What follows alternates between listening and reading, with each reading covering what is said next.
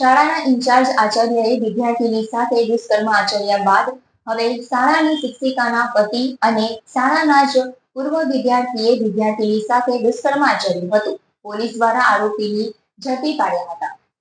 ભરૂચની જાણીતી Saint Xavier's શાળાના એક પછી એક વિવાદ બહાર આવી રહ્યા છે. પ્રથમ શાળાના ઇન્ચાર્જ આચાર્યએ વિદ્યાર્થીની સાથે દુષ્કર્મ આચર્યા બાદ હવે શાળાની શિક્ષિકાના પતિ અને શાળાના જ પૂર્વ વિદ્યાર્થીએ વિદ્યાર્થીની સાથે દુષ્કર્મ આચર્યું હતું.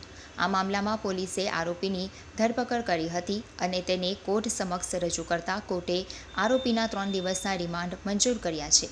આરોપી ફિલિપ ઉર્ફ રોનીએ સ્કૂલની રિયુનિયન મીટિંગના બહાને પીડિતાને પોતાના ઘરે બોલાવી હતી, જ્યાં તેણે પીડિતા સાથે દુષ્કર્મ આચર્યું હતું. ફરિયાદ અનુસાર આ ઘટના 23 નવેમ્બર અને 9 ડિસેમ્બરના રોજ બની હતી.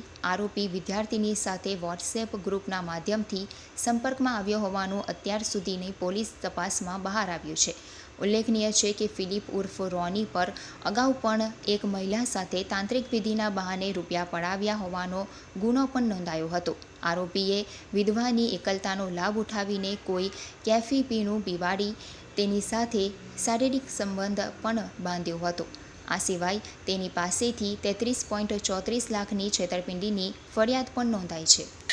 ભરૂચ સિટી એ ડિવિઝન પોલીસ સ્ટેશન ખાતે 20 જાન્યુઆરી 2025ના રોજ એક ફરિયાદ નોંધાવવામાં આવે છે, જેમનો ગુના નંબર છે 83/2025, જેમાં વેરિયસ બીએનએસ ઉપરાંત એટ્રોસિટીની કલમ દાખલ કરેલ છે.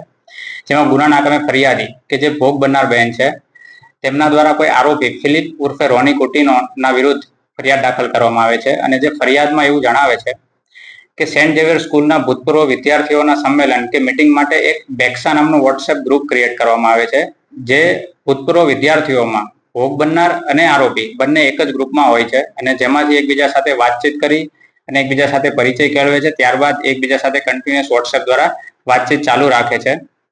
જેમાં આરોપી દ્વારા એક દિવસ બેક્સાની મીટિંગના નામે ભોગ બનનારને 23 નવેમ્બર 2024ના દિવસે પોતાના ઘરે બોલાવે છે.